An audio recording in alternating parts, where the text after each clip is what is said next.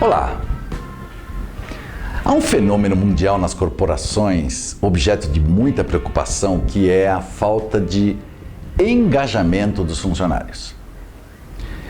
Engajamento é o funcionário envolvido e focado em criar valor para a empresa que ele trabalha, e isso todos os dias. No passado, isso era chamado de vestir a camisa. Como eu disse, o fenômeno é mundial. Estima-se que apenas 14 a 15% dos funcionários têm essa disposição. Isso significa que 85% das pessoas que trabalham nas corporações, elas estão preocupadas praticamente com a sua sobrevivência e com as suas carreiras. Nada mais do que isso. Mas aí eu vi um artigo publicado pela revista Forbes em 2016 que aborda os 7 comportamentos que podem destruir uma carreira. Seja dentro de uma empresa, seja para o mercado. E como eu vivi mais de 4 décadas no mundo corporativo, de fato, esses 7 comportamentos ocorrem com muita frequência. E se 85% dos funcionários estão preocupados apenas em sobreviver e com as suas próprias carreiras, imaginaria-se que eles estariam cuidando muito bem delas. Só que isso não é verdade, porque esses comportamentos são muito comuns da gente encontrar. Então eu vou enunciar aqui esses 7 comportamentos que destroem as carreiras para você tirar suas conclusões. E no final tem até uma estatística interessante sobre o assunto. Vamos lá. Primeiro comportamento que destrói uma carreira: politicagem.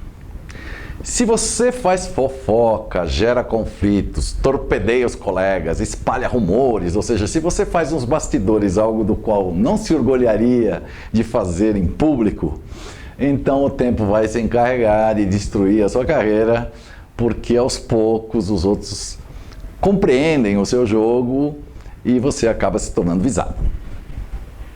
Segundo comportamento: prometendo e atrasando o que promete.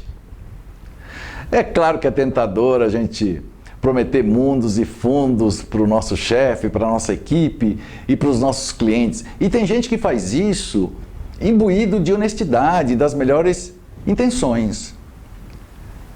E até acreditando que vai conseguir.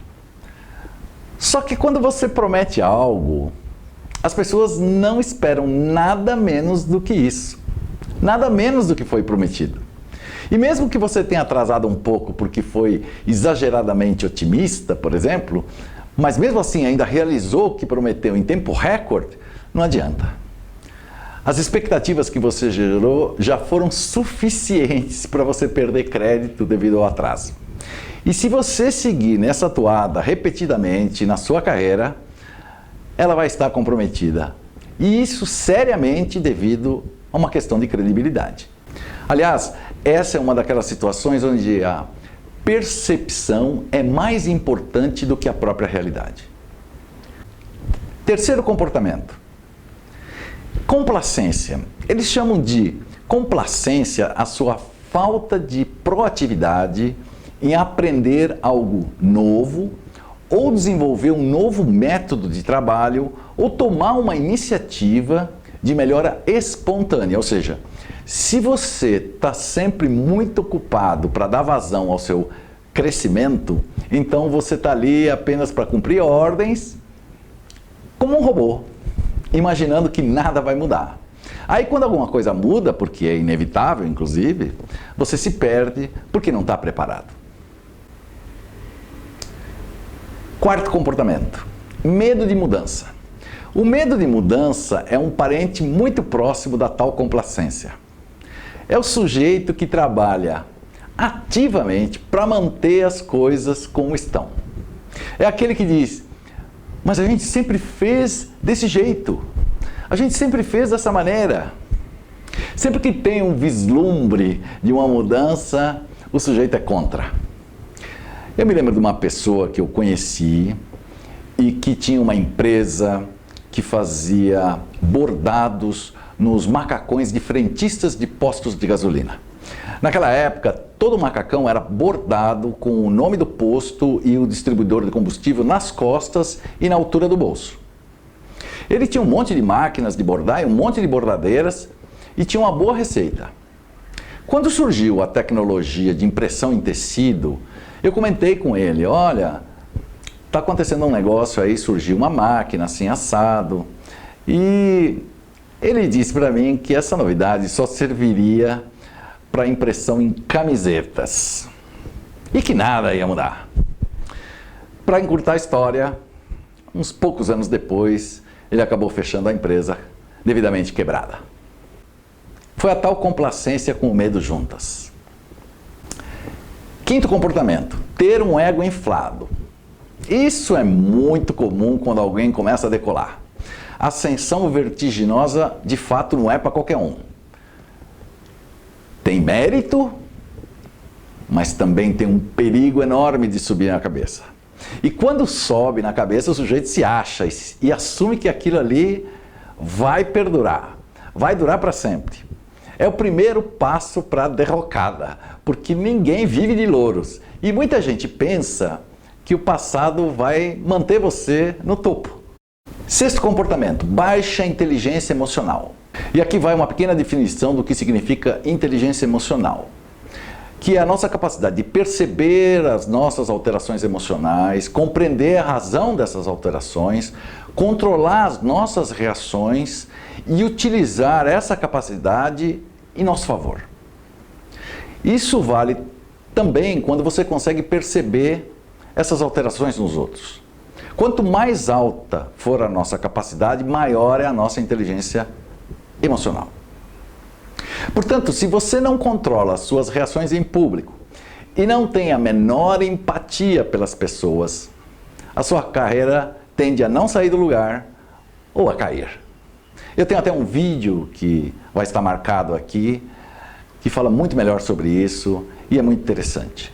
Sétimo comportamento, adular os chefes, mais conhecido como puxar o saco. Isso pode até funcionar a princípio com um chefe que tenha baixa estima e que gosta que você fique massageando o ego dele, mas isso dificilmente vai retornar para você, porque ele vai querer você do lado dele o tempo todo fazendo isso. Além disso, esse comportamento ele se torna público dentro da companhia e mancha a sua reputação. É muito simples. Bom, esses eram os 7 comportamentos que destroem uma carreira. O artigo ele também dá uma estatística no qual 69% dos entrevistados admitiram que foram prejudicados por um desses comportamentos. Dentre esses 69%, 21% disseram que isso lhes custou uma promoção ou mesmo um emprego, um desses 7 comportamentos. 27% disseram que isso danificou o relacionamento que ele tinha dentro da companhia com as pessoas e 11% disseram que destruiu a sua reputação. Eu não posso concordar nem discordar desses números, porque eu não participei de pesquisa nenhuma, nem vi os detalhes, mas de fato esses comportamentos enunciados, eles são muito comuns. E as pessoas os têm por falta exclusiva de uma coisa: autoconsciência. Ou seja, elas não percebem o que fazem por estarem no piloto automático. Autoconsciência depende de autoconhecimento. Autoconhecimento da sua própria personalidade, cujo traço dominante nos faz ter pensamentos e comportamentos repetitivos. E como sempre eu digo e insisto, autoconhecimento é o único investimento com retorno garantido. Por fim, eu quero deixar uma frase de um famoso jogador de beisebol norte-americano, Carlton Fisk, e que eu acho muito legal, eu gosto muito dela. Ele disse: não é o que você alcança, é o que você supera. Isso é o que define uma carreira. Tchau!